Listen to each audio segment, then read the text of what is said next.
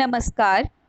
आज हम कक्षा 7 ओस के मोती के पाठ 6 महान विभूति राजेंद्र प्रसाद के जीवन चरित्र को पढ़ेंगे। इस पाठ को पढ़ने से पूर्व हम पाठ के संक्षेप को जान लेते हैं। इस पाठ के द्वारा भारत के पहले राष्ट्रपति डॉक्टर राजेंद्र प्रसाद के व्यक्तित्व की अनगिनत विशेषताओं को उभार कर सामने लाने का प्रयास किया गया है। यानी कि हम सभी पाठकों को हमारे देश के पहले राष्ट्रपति के व्यक्तित्व की बहुत सारी विशेषताओं को समझाने का प्रयास इस पाठ में किया गया है। सादा जीवन, उच्च विचार की आदर्श प्रतिमूर्ति राजेंद्र बाबू की न केवल वेशभूषा सादगीपूर्ण थी, बल्कि उनका स्वभाव भी अत्यंत कोमल, गंभीर एवं संवेदनशील था। तो यानी कि हमारे जो देश के प्रथम राष्ट्रपति हैं वो किस तरह के थे? बहुत ही सादगीपूर्ण जीवन व्यतीत करने वाले थे। और विचार भी कैसे थे उनके? स्वभाव कैसा था उनका? कोमल स्वभाव के संवेदनशील व्यक्ति थे। उनकी पत्नी आदर्श भारतीय नारी थी। मतलब भारत के प्रथम राष्ट्रपति भी इतने ही आदर्श रहे होंगे जितनी कि उनकी पत्नी है। आदर्श भारतीय नारी रही थी। इसमें प्रस्तुत राजेंद्र बाबू के व्यक्तित्व के गुण सभी के लिए अत्यंत प्रेरणादायक है। मतलब हम सभी पाठकों के लिए ये गुण जानना बहुत ही आवश्यक है, क्योंकि ये गुण हमारे लिए प्रेरणा का स्रोत है, हमारे लिए ये प्रेरणादायक है, हमें प्रेरणा देते हैं हमारे जीवन में इस तरह का आदर्श चरित्र बनाने के लिए। पाठ का प्रारंभ करते हैं। कुछ देदीप्यमान नक्षत्र इस पृथ्वी पर जब मानव रूप में जन्म लेते हैं तो वे अपने कुल का ही नहीं, समस्त देश का सिरमौर बन जगमगाते हैं। अर्थात यानी कि कुछ ऐसे मनुष्य जो इकलौते रह जाते हैं इस धरती पर, वो इस तरह के होते हैं कि जो मानव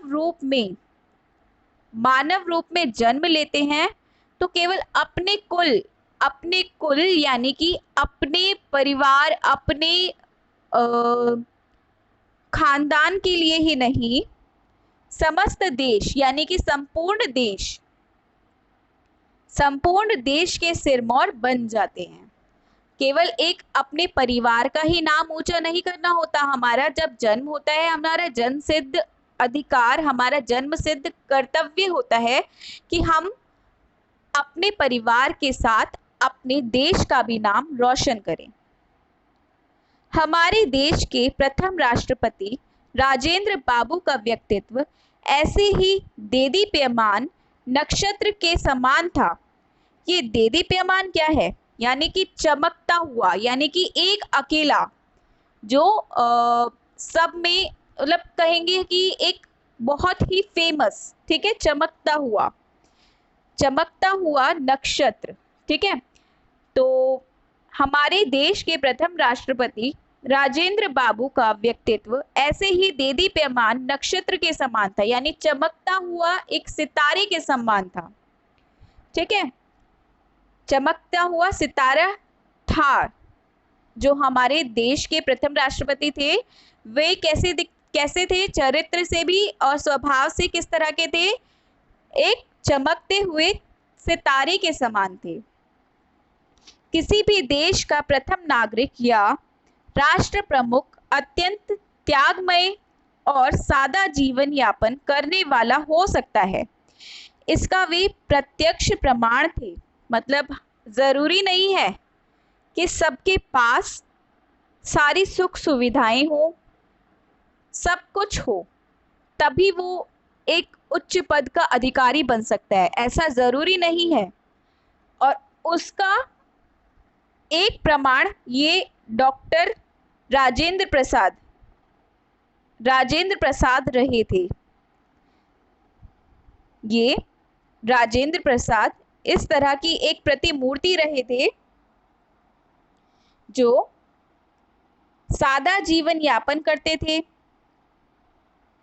वरना खुद सोचिए, राष्ट्रपति है तो राष्ट्रपति के लिए कितनी सारी सुविधाएं होती हैं, कितने नौकर होते हैं और कितने सारे उनके आसपास घूमने वाले, उनके सेवा करने वाले सहकर्मी भी होते हैं। लेकिन ये राजेंद्र प्रसाद इस तरह के नागरिक थे, किसी भी देश का प्रथम नागरिक या राष्ट्र प्रमुख अत्यंत त्यागमय और सादा जीवन, अत्यंत त्यागमय, इस शब्द पर जरा ध्यान दीजिए, अत्यंत त्यागमय।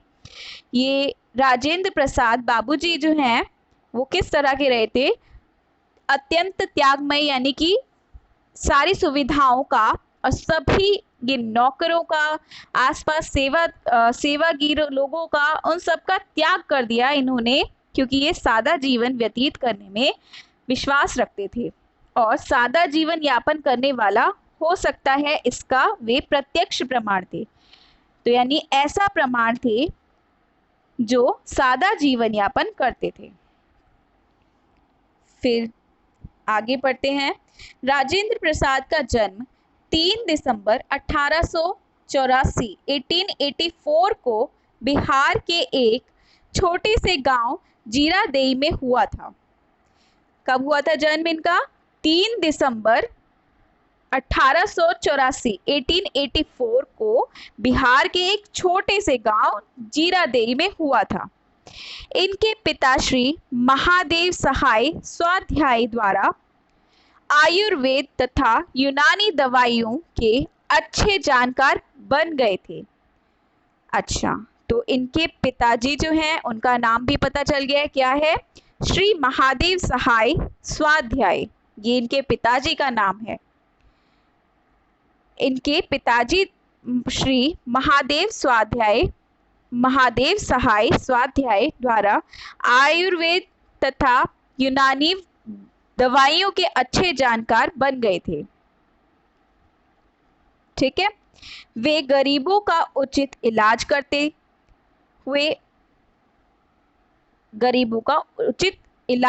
हुए उन्हें मुफ्त दवा भी दिया करते थे।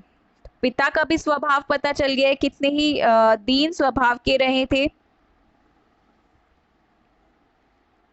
वे फारसी भाषा, कसरत तथा घुड़सवारी में भी प्रवीण थे। तो ये सारी इनकी विशेषताएं हैं, किनकी? राजेंद्र प्रसाद जी के पिताजी के। ये सारे गुण पुत्र को पिता से अनायास ही प्राप्त हो गए थे। तो ये सारे गुण जो है ये पुत्र को यानी राजेंद्र प्रसाद जी को भी प्राप्त हुए थे अपने पिताजी से।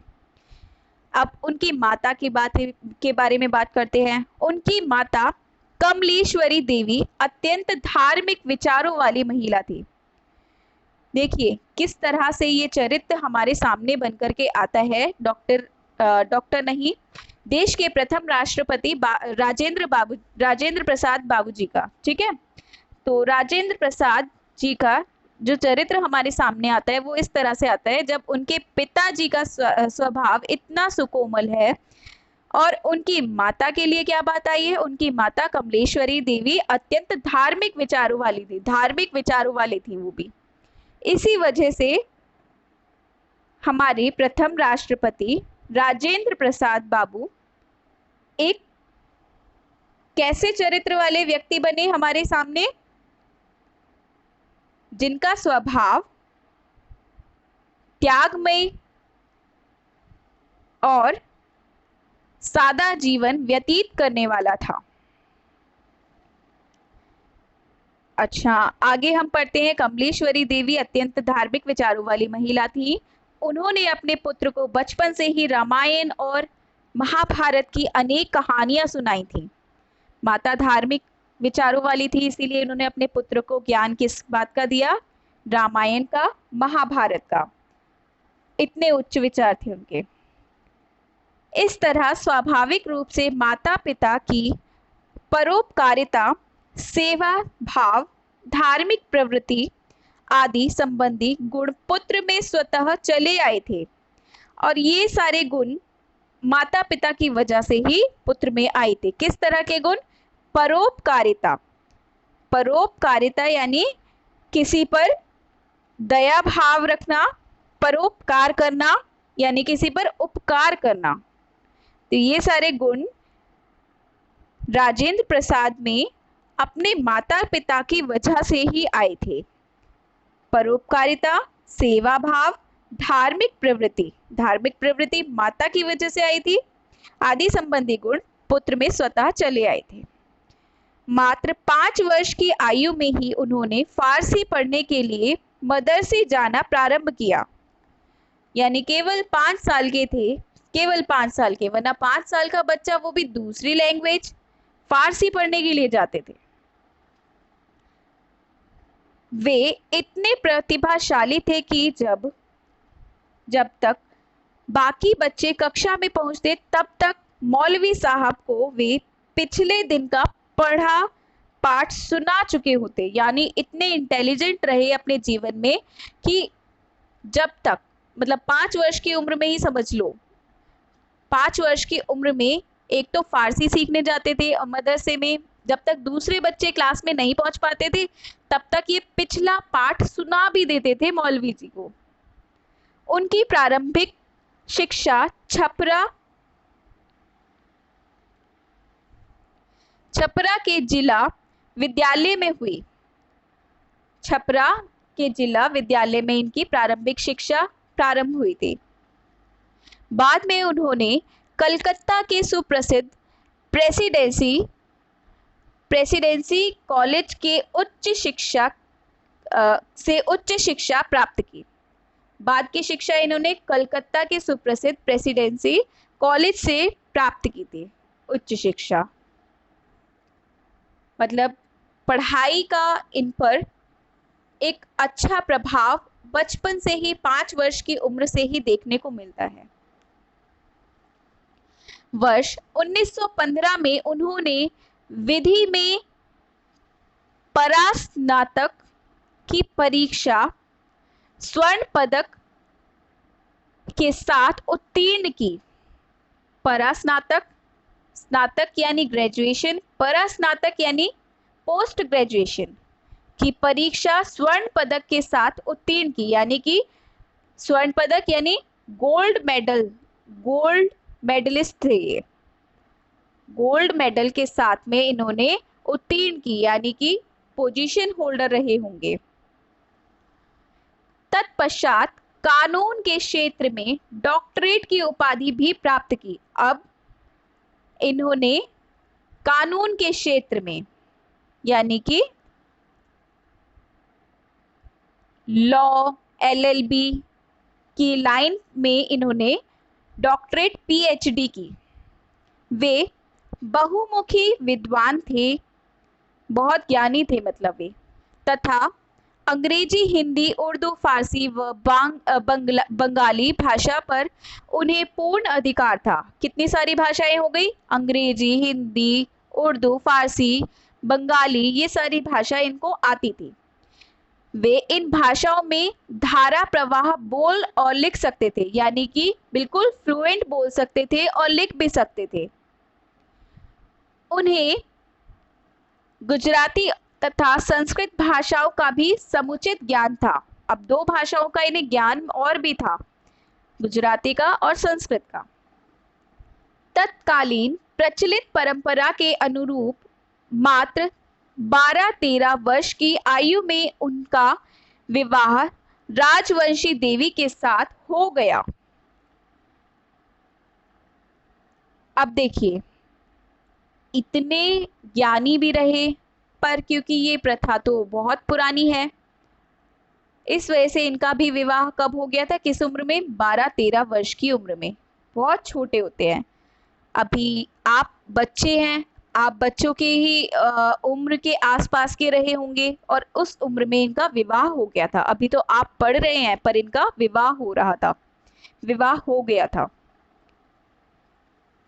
लेकिन यह विवाह इस अटल साधक के विद्यार्जन में कभी भी बाधक नहीं बना।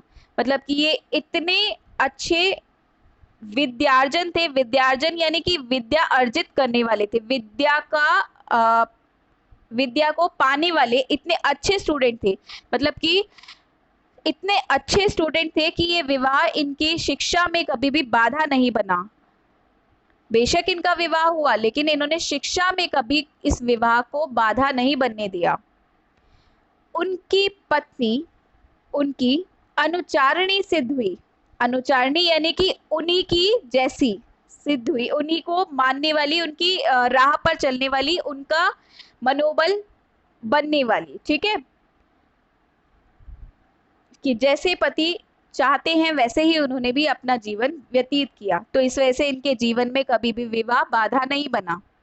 वे निरंतर परिवार की देखरेख तथा सेवा में लीन रही और पति की ही भांति परोपकारिणी, दया धर्मिणी तथा कर्तव्यनिष्ठ रही। मतलब पति की तरह ही वे सेवा भाव और परोपकारिणी, परोपकार करने वाली, दया भाव रखने वाली, धर्म के प्रति निष्ठा भाव रखने वाली, प्रेम भाव रखने वाली, कर्तव्यनिष्ठ यानी कर्तव्य करने वाली, कर्म करने वाली। तो पूरा परिवार ही इनका किस तरह का रहा है, आदर्श परिवार रहा है। माता पिता से इनको जो गुण विशेषताएं मिली हैं वे अलग हैं, और यहाँ पत्नी भी एक आदर्श चरित्र है।